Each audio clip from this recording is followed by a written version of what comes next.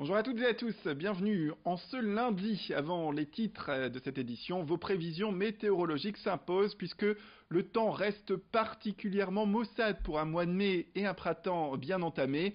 Les éclaircies ne seront pas présentes en ce début de semaine et la pluie continue d'ailleurs de tomber par endroits sur les côtes du littoral. Côté température, on garde des blousons puisque vous pouvez compter en ce lundi 11 degrés pour les maximales à Dunkerque, 12 degrés au Touquet et à Calais. Et puis 13 degrés à Saint-Omer, c'est la plus haute température pour cette journée. On commence cette édition avec le sport et la 65e édition des 4 jours de Dunkerque, la célèbre course cycliste devenue incontournable avec le Paris-Roubaix dans la région va se tenir du 14 au 19 mai prochain. Un événement historique puisqu'il a été créé en 1955 par une équipe de passionnés. Et pour cette édition 2019, au total, 6 journées de course vont se tenir pour 18 équipes participantes et 1100 km de chemin à parcourir. 4 jours pour aller de Dunkerque à Condé-sur-Lescaut, de Wallers à Saint-Quentin, de Laon à Compiègne, de Fort-Mahon au Portel, de Gravelines à Cassel, sans oublier l'étape finale de Roubaix à Dunkerque, du sport à n'en plus finir. On écoute Patrice Vergrit, le maire de Dunkerque, à ce propos. C'est un événement très important qui fait partie du patrimoine de Dunkerque, mais aussi de la région des Hauts-de-France maintenant. Ça valorise considérablement la ville et la région. On y voit les beaux paysages de la Côte d'Opale et même de tout l'espace régional. Et puis c'est aussi un moment un peu particulier, j'ai envie de dire, dans le calendrier sportif de Dunkerque et de la région. Je rappelle que le cyclisme est le premier spectacle gratuit, les spectateurs ne paient pas, et c'est ce qui fait que c'est très populaire. Donc voilà, on mélange à la fois un spectacle populaire et la valorisation de la région sur de nombreux écrans de télévision du monde entier. Donc ce n'est qu'un plus pour Dunkerque et sa région. Depuis le 6 avril, le musée des Beaux-Arts de Calais accueille l'exposition Conquêtes urbaines dédiée au street art. C'est une première nationale pour un musée de ce genre, habitué au classique.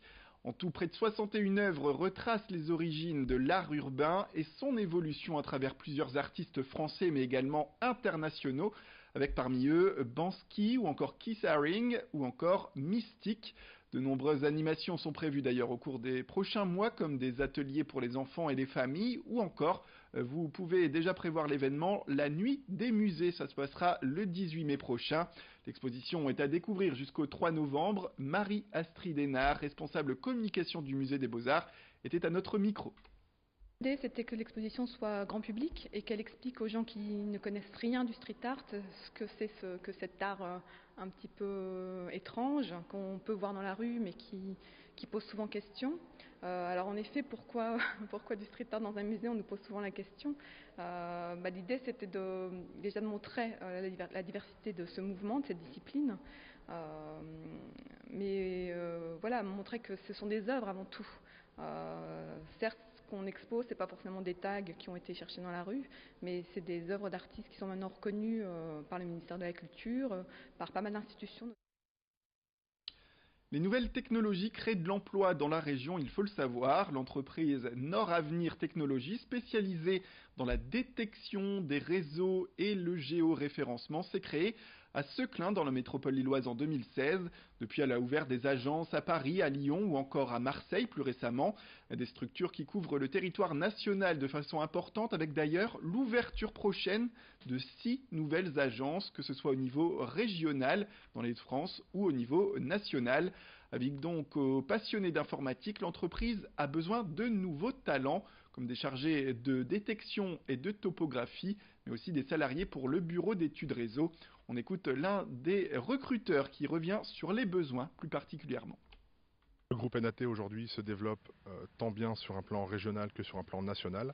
C'est pour ça que nous sommes à la recherche de profils qui sont prêts à faire évoluer leur carrière au sein d'une entreprise jeune et dynamique. Dans mon domaine particulièrement, on recherche, on va dire 4, 5, voire 6 profils en détection topographie.